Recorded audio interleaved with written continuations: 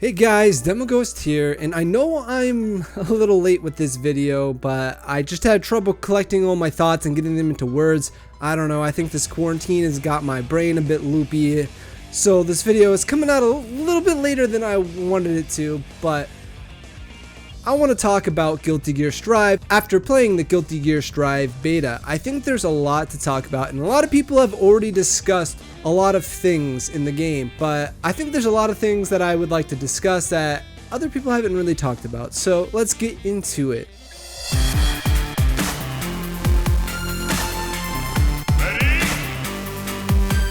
First and foremost, I'm just going to get this out of the way because it's already been discussed to death, and I'm pretty sure that most people are pretty unanimous on this, is that the UI is trash. It's still really bad. It's better than what it was before this open beta, but it's still not Guilty Gear. It still looks like a mobile game. It still follows the health bars as you lose health, and it's really bad to look at. I think they'll change that, especially with everybody still probably harping on them about how bad the UI looks. The second thing is the lobby system, and this new 2D lobby tower system that Arc System Works decided to go with for Guilty Gear Strive straight up doesn't work. It tries to automatically connect you with another person in the lobby as you just randomly run on top of a billion other people, and the system can't keep up with your movement. I don't know why they did this. This is a way more complicated system to find a casual player match with another person than their previous systems or any other system in a fighting game. And then on top of that, this tower system of climbing up the tower as you win more matches kind of imitates another kind of ranked system, which I'm sure they're going to have a basic ranked system in the game.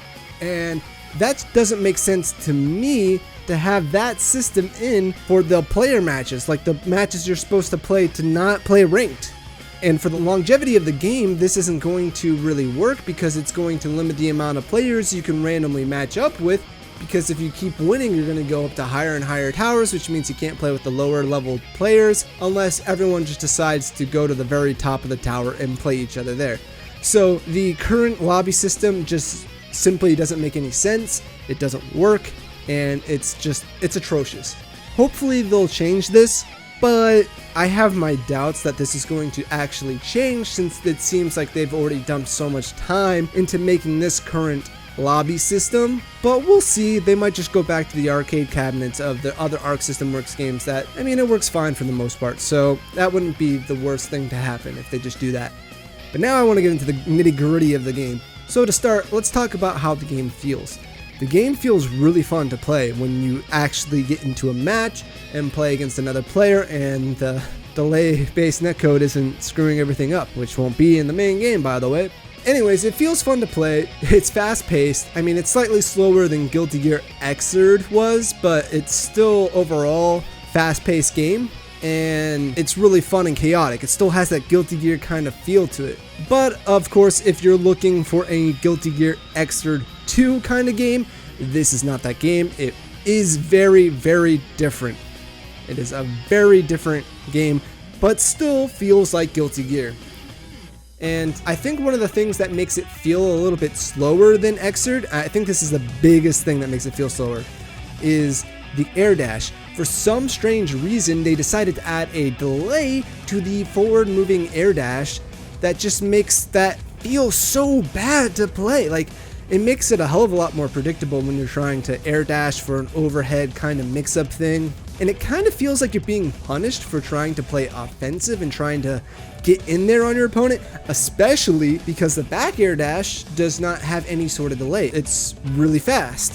So I don't know why they have that in the game, and I really hope they just remove it because it feels bad. Because in general, it's a feel bad mechanic that doesn't need to be there. Instant air dashing is fine. It's okay if some things in the game are fast. It almost feels like the developers are afraid of letting you play too offensively because they don't want things to be as degenerate as they were in previous Guilty Gear games. And that's kind of a shame because Guilty Gear is all about that chaotic atmosphere and just doing insane, stupid shit. And while the delay is just a little thing, it really affects the overall impact of the game. It affects the overall feel of how you're going in on offense and how you're trying to just run your opponent down. Next, I want to talk about the damage. And a lot of people have talked to death about this, that the damage in Guilty Gear Strive is obviously way high. And Guilty Gear has always had really high damage. If you look at any clips from professional Guilty Gear matches, like matches from EVO or matches from Combo Breaker, these high-end players are pulling off combos that will do about 2/3 to 3/4 of your health. They'll find that perfect counter hit with the wrist gauge built up enough so that the damage that they do is absolutely insane. And I think that's fine, but in Guilty Gear Strive, the numbers feel a little bit too high, and they also feel really easy to pull off. Because for one, for a lot of these high damage combos, you don't even need to land a counter hit or anything like that. You just land a basic hit that isn't a punch or kick, and it suddenly does a ton of damage. You're doing easily half your opponent's life. And then with the wrist gauge I think is what makes a lot of these clips that you've seen elsewhere online of people doing anywhere between 75% to 90% of someone's life is from the wrist gauge being pretty much full and then them landing a really good starter and just doing a 6 to 10 hit combo in the corner, and it's absolutely insane. And that's not to mention the command grabs like Potemkin Buster and Soul's command throw, I forget what it's called, Wild Throw I think it is. Yeah, Wild Throw, they just do ridiculous damage for a command throw. It's something that you can't tech or easily counter. Of course you can jump out of it, but you have to be expecting it at that point. Potemkin Buster does, I think, somewhere around half your health, and Wild Throw does easily a quarter, if not like an entire third of your health bar, and that's just one throw. That's pretty nuts. So overall, I think the damage numbers are high, but I do think a lot of the highest damage combos are coming from the wrist gauge itself. So that's something I kind of want to talk about, because when you look at a lot of these combos, again, it's because the wrist gauge is full, and the wrist gauge in Guilty Gear Strive fills up really, really fast. It fills up really fast, especially if you block in the air. If you block something while jumping in the air, that's basically half a wrist gauge filled already from one attack. And because of that, like, your wrist gauge is almost always full, because one of the tools that you're supposed to use to kind of avoid building your wrist gauge up fast is the faultless defense system. And I don't think most people, if not anybody in the beta, actually used the faultless defense system to negate this wrist gauge, because like I didn't even think about it. I didn't think about it when I was playing to just use faultless defense to avoid this stuff. I didn't know about it. I didn't think about it. I just blocked like a normal dumbass, and so the wrist gauge would fill up really fast. So I don't know entirely if the faultless defense system will help negate a lot of this high damage, because I think even without the wrist gauge, the damage is still pretty high. Maybe it just needs to be rolled back a little bit. But I do think the faultless defense system, when properly implemented, once everybody starts using it, will help negate some of that damage. Just some, not all of it, just some. I think overall too, the wrist gauge just fills maybe a little bit too fast. They might be able to scale that back a little bit, because right now, again, 2 hits, wrist gauge full, you're taking 75% of your life off of one combo. Easy, very easy to do. And maybe the wrist gauge adds a little too much damage to the combos itself, because I think what the system that they're trying to implement with the wrist gauge is to make you build it up and use that to activate your dust button, which is, the dust button is basically a universal overhead that every character has. And in previous Guilty Gear games, it would instantly launch you up into the air, and you'd be able to do this crazy air combo off that, or you could do a crazy like wall splat combo with it in the corner. In Strive, it's just an overhead unless the wrist gauge is full, in which case that's when you launch people up into the sky and you do high damage combos, which is what I think they're wanting you to use that wrist gauge for. But the damage you get off the dust combos aren't anywhere near as high as the combos you'd get off just a stray hit with the wrist gauge full, especially in the corner. Like, it's just incomparable. You might be able to do 50 to 60% of someone's life off the dust combo. Meanwhile, if you just land a stray hit, you're gonna do anywhere between 75% or higher. You know, it's crazy the difference in there. So maybe there's some things that they can do to make the dust button a lot more useful. Maybe that's scaling back how fast the wrist gauge moves and allowing you to activate the dust button on half a wrist gauge bar instead of a full wrist gauge bar. I don't know the full answers to that, but I think things need to change a little bit with how risk works and how high the damage numbers are, especially on command throws. Just like roll those back a bit, easy fix there. But these need to be tweaked a little bit. But I am also interested to see how this system works with both players being aware of how faultless defense works and how that negates the risk gauge, because that's going to drastically change how the game plays. Because I think one of the big focuses that we all kind of sort of missed during the beta is the use of meter. I think meter is so much more important in Strive than it has ever been in Guilty Gear. And I mean, tension or meter has always been important in Guilty Gear. You use it all the time in Xrd, you use it all the time. But I think the entire gameplay of Strive is kind of centered around your use of tension. I think every change that they've made to this game is centered around this, because the change to risk, the change to the Gatling systems, the change to Roman cancels, all kind of center around how you use your tension. Because with the new Gatling changes, of course, a lot of people are talking about this, is that you can no longer chain punches and kicks into slashes and heavy slashes, which how the old Gatling system works. In case you aren't aware of, you would chain your faster lighting hitting moves like punch or kick into your heavier, slower hitting moves such as slash and heavy slash, and you could generally get a basic combo starter off of punch slash heavy slash, and then you can like cancel into a special and continue the combo from there. But in Guilty Gear Strive, punches and kicks do not chain into slash or heavy slash unless very specific special circumstances allow for it. I have had certain situations where I was able to. And I think this is again because of the way they want you to focus on your metered usage. With block strings, you can totally lock down your opponent with the current Gatling system. And what I think they want you to do to kind of keep your block string going basically is to use your Roman cancels to cancel and keep that pressure going. Constantly spending meter to keep that offensive going. And why this is important is because if you're constantly keeping your opponent locked down, you're either building up the risk gauge so that when they get hit, they're going to feel it, or you're depleting their tension because they're using faultless defense to prevent themselves from getting in that dangerous territory with the risk gauge being so damn high that they're just going to lose the game off of one combo. It becomes this game of deciding how you're going to spend your tension, whether you're going to use it offensively or defensively, and of course you always want to try to use it offensively if you can, but if you don't use it on defense, you might get blown up. But that's not really how these games were playing out in the beta, or at least in my experience, not a lot of people really even use the faultless defense system. And so I think there's just a grave misunderstanding on how the system is supposed to work.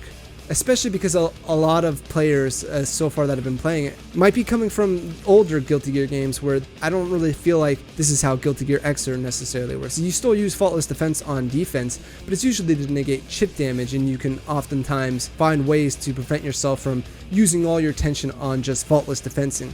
But I feel like it's a lot more important in Strive. And again, with the new Gatling changes, you're kind of forced to use more tension on offense to keep these block strings going, to give yourself more opportunities, because with punches and kicks you can still lock down your opponent a little bit, like jab, kick, then you have to use cancel into a special or something like that if you want to keep it going, and then you'll probably have to use a Roman cancel to keep the chain going after that if you want. And I think this system works really well.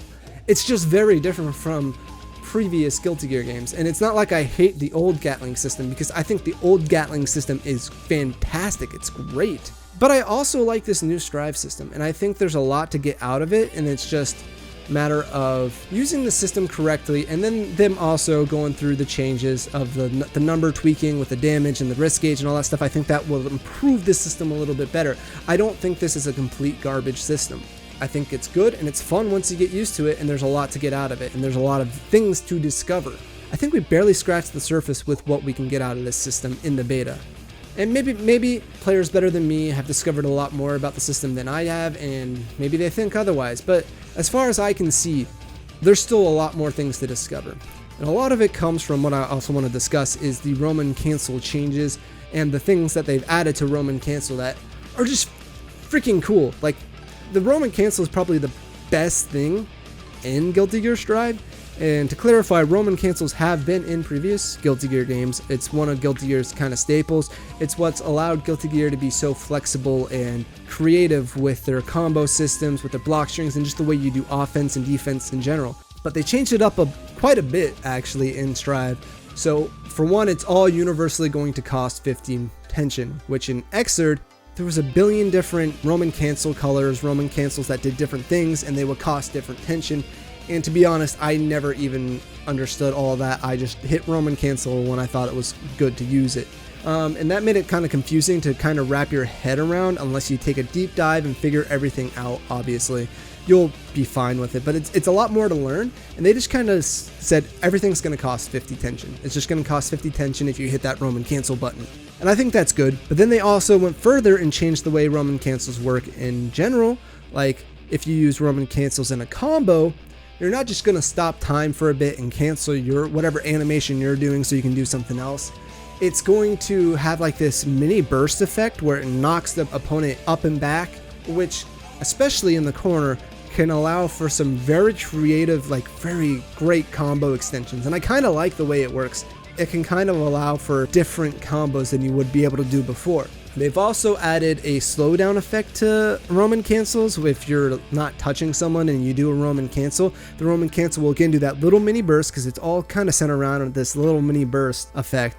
It'll do that little mini burst effect, and if it hits the opponent, it slows them down, which then again can allow you to do creative stuff. This Roman cancel is what allowed me to do that old kind of Gatling system that I was talking about before, because I remember a very specific scenario where I was playing against someone and I did this Roman cancel, not intentionally, I just kind of did it. And then I started hitting them and comboing them off of this Roman cancel, and I was able to do punch, punch, slash, heavy slash, I believe. It was either punch, punch, slash, heavy slash, or punch, punch, slash, slash. Point was, I was able to chain the punch into the slash, which is very similar to the old Gatling system. So it still kind of exists in there, there's just an extra step to do it. And this slow down Roman cancel allows for a bit more of that flexibility and that creativeness. And I think mastering all of these different Roman cancels is going to be where the fun of figuring this game out is going to come from, because again, there's still more Roman cancels. Those are just two examples of Roman cancels. There's different Roman cancels for different situations, both offensively and defensively, that allow you to do so much in the game, as long as you have the tension, again coming back to how important tension is in Strive. So I think that's really cool. And the last thing that I want to talk about with the Roman cancels that I think is a brilliant addition to Roman cancels is there's this little mini dash forward you can do after Roman canceling. And I don't know the exact timing of it because I didn't quite master it in the beta. I did it a few times, but you can basically do your Roman cancel and you'll do like a little dash forward and you'll have a little after image effect around your character showing that you've dashed forward during this like time stop that allows you to just do more things. You can pick a direction if you're in the air. You don't have to just go forward. You can go down, up, back, all this stuff. And I'm sure you can change the direction on the ground as well.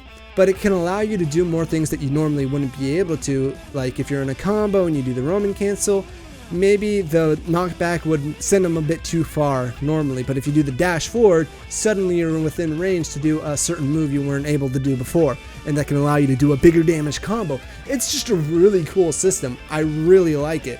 And I can't wait to see what people do with it. And I can't wait to try it out more myself. So overall, I think Guilty Gear Strive is a fun game to play, and I think there's a lot in it. I think there are things that need to be tweaked. Obviously, the numbers with the damage, risk gauge, the UI and the lobby systems need to change. Oh my god, they need to change. The dust button probably needs a bit of changing because right now it's completely useless. But if they do change these things, I think Guilty Gear Strive has incredible potential to be one of the funnest fighting games out there at the moment. If you're a big Guilty Gear fan, and I'm a big Guilty Gear fan myself, I've played since X2, but if you're a big Guilty Gear fan coming from these older games, and you're expecting more of kind of the same along the lines of Xrd or X2, I can understand if you're not going to like Strive, because it is very, very different. But it still feels like Guilty Gear, it's still chaotic, it's still wild, crazy fun, the characters are still amazing and unique, and there's still a lot there, but it's not the same game. And I think the biggest change that might at first inhibit some of these people that are coming from Xrd or whatever is the Gatling changes. I stand by that. I think the Gatling system is fun once you get used to it. It's different, it's fun, it works with what the system and the game that they're trying to build around. You have to come in with a different mentality and a different approach than what you did in previous Guilty Gear games. That being said, I hope the game gets delayed until 2021 because I still think there's a lot of improvement or a lot of work that needs to be done before the game is ready to launch. And I honestly think that this game is not coming out this year, especially with the addition of the rollback netcode being implemented into the game, which was definitely not their original intent. They definitely started building this game with delay-based netcode in mind, and then have later changed to rollback because of the massive outcry of the people, which thank you very much everybody for doing that. With that and the recent COVID-19 coronavirus going about, I'm sure that has delayed progress and work on the game. So with just those two factors alone, I don't think this game is coming out this year. But also there's just so much more work that needs to be done. All those factors combined, I think this game is coming out 2021, and I hope they just take their time with it and make it good, because this has a lot of potential, and because this is going to be the first rollback netcode fighting game that Arc Systems Works has made, I really want this game to be good, and I wanted to set a precedent for the other fighting games out there that this is the way to go for the future. Here's to Guilty Gear Strive in 2021, and I hope you guys liked me talking about this. I am a really big fan of Guilty Gear, and I want to see Strive be great. So let me know what you guys think about Strive in the comments below, especially if you play the beta. Just what do you think? Do you agree? Do you disagree with me? Do you have other points that I may not have mentioned? Because there's a lot about Guilty Gear Strive to talk about. Anyways, let me know in the comments below, and if you like this video, hit that like button, hit the subscribe button, and I'll see you all in the next one.